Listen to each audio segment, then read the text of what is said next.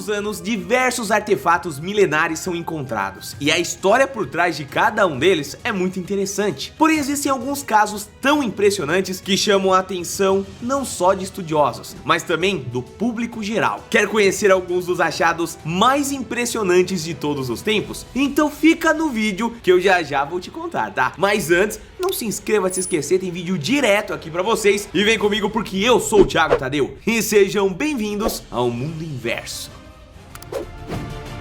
Chiclete milenar.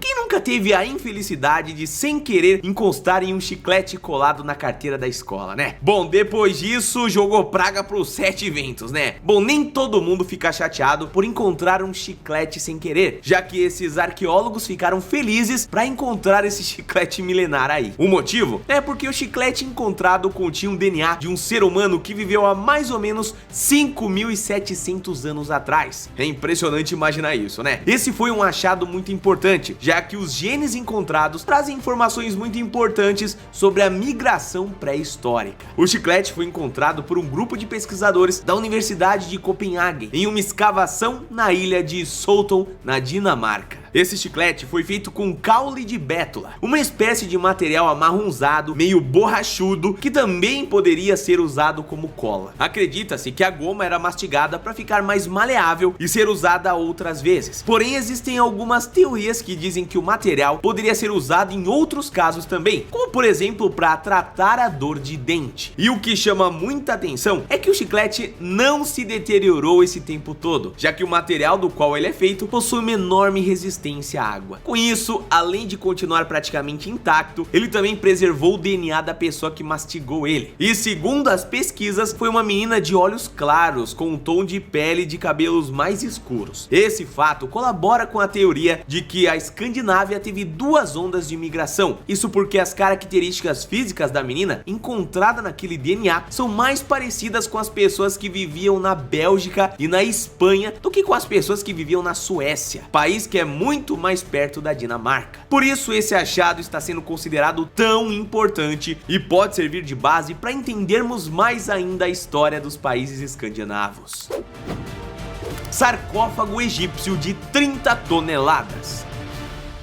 A descoberta de 3 múmias encontradas dentro de um sarcófago egípcio de 30 toneladas chocou a comunidade arqueológica. E não é pra menos, né? Já que esse é o maior sarcófago do gênero descoberto em Alexandria. O sarcófago tem aproximadamente 1,85 m de altura e 2,65 m de comprimento. E claro, 1,65 m de largura. O túmulo foi encontrado a 5 metros de profundidade. E segundo as pesquisas, ele foi feito no início do período Ptolemaico, cerca de 323 a.C. Além da sua grandiosidade, o sarcófago também esconde um grande mistério, porque ao abri-lo, os pesquisadores encontraram 3 múmias em alto estado de decomposição. E isso aconteceu devido a uma rachadura no sarcófago que fez com que uma fenda se abrisse, permitindo que a água do esgoto entrasse e apressasse a decomposição das múmias. Até agora não se sabe quem pertenciam àqueles corpos, mas de acordo com um especialista, é provável que as múmias encontradas fossem soldados, já que um deles apresentava uma fratura no crânio equivalente a uma flecha. Naufrágio mais valioso da história.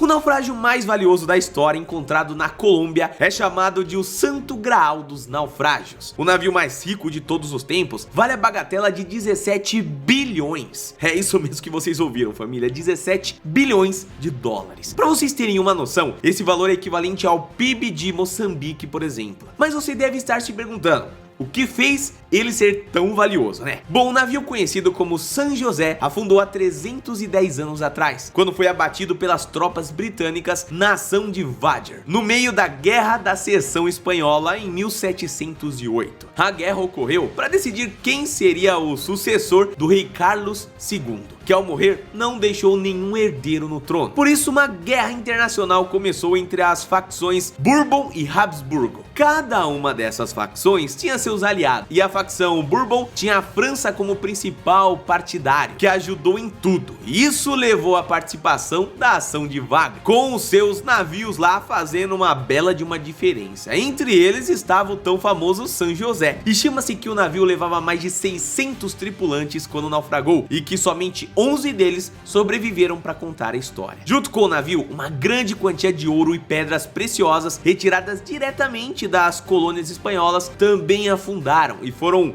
dadas como perdidas. Pelo menos até agora, né? O navio foi encontrado em 2015 na península de Barú, Colômbia. E de lá pra cá, muito tem se falado de quem de fato ficará com toda essa fortuna. É que, como eu expliquei, o navio era da França, mas estava com tesouros da colônia espanhola e foi encontrado em território colombiano. Ou seja, todo mundo quer um pedacinho do bilhão ali, né, pra chamar de seu. De acordo com as pesquisas, o valor encontrado no San José é 34 vezes maior que o valor do naufrágio mais valioso que já tinha sido encontrado até então, sendo ele o Nuestra Senhora de las Mercedes, encontrado em 2007, valendo cerca de uns 500 milhões de dólares. Exército de terracota. Eu vou falar agora, família, sobre uma das maiores descobertas do século XX. Eu tô falando do Exército de Terracota, com estátuas de tamanho real de nada mais nada menos que 8.000 soldados. Antes de contar a história por trás de tudo isso, eu preciso falar como eles foram encontrados, né? Em 1974, dois agricultores estavam cavando na região de Xi'an, na China, quando encontraram, por acaso, uma estátua em tamanho real debaixo de toda aquela vegetação. Sabendo que aquilo poderia ser importante, logo eles trataram de entrar em contato com arqueólogos, que foram averiguar esse caso. Mas o que eles não sabiam era a grandiosidade do que eles estavam prestes a encontrar. Embaixo da vegetação rasteira, os arqueólogos encontraram uma majestosa pirâmide construída para o imperador chinês Qin Shi Huang, cerca de 200 anos antes de Cristo. Além da pirâmide subterrânea, eles acharam cerca de 8.000 estátuas de soldados em tamanho real, protegendo o mausoléu ali, né? Inclusive com armas de bronze reais. Para tornar tudo ainda mais impressionante, todo o trabalho foi feito manualmente, prestando atenção aos mínimos detalhes para nada dar errado, né? Eles não encontraram só os soldados não, já que cerca de 520 cavalos e 130 carruagens, também tamanho real, foram encontradas. Dá para ver que a mente por trás de toda a construção pensou em tudo mesmo. Isso porque a guarda estava dividida em batalhões e todos estavam virados de costas para o túmulo e de frente para o território inimigo, como se estivessem prontos para uma batalha. Muito pensado, né? Como fazer uma escavação mais detalhada sobre o monumento poderia danificá-lo? Os pesquisadores se basearam nos relatos de Sima Qian como sua principal fonte histórica. Sima Qian disse que cerca de 700.000 pessoas trabalharam por pelo menos 38 anos para construir toda essa grandiosidade. Além disso, ele disse que o túmulo está cheio de pedras preciosas e ao redor dele existem diversas armadilhas posicionadas para disparar automaticamente e impedir que qualquer ladrão invada o local. Mas você deve estar se perguntando quem foi afinal Qin Shi Huang? E por que algo tão grande assim foi feito para ele, né? Bom, Qin Shi Huang foi o primeiro imperador da China e foi responsável por unificar o país. Alguns historiadores dizem que ele foi tão importante para a China que seu nome provavelmente vem de Qin, que se pronuncia Qin. Na verdade, eu pronunciando errado até agora, né? Pra você ver. Bom, família, esse vídeo vai ficando por aqui. Não se inscreva de se esquecer e a gente se vê no próximo vídeo, tá? Por acaso sai amanhã. Um abraço, fica bem e até a próxima. Valeu!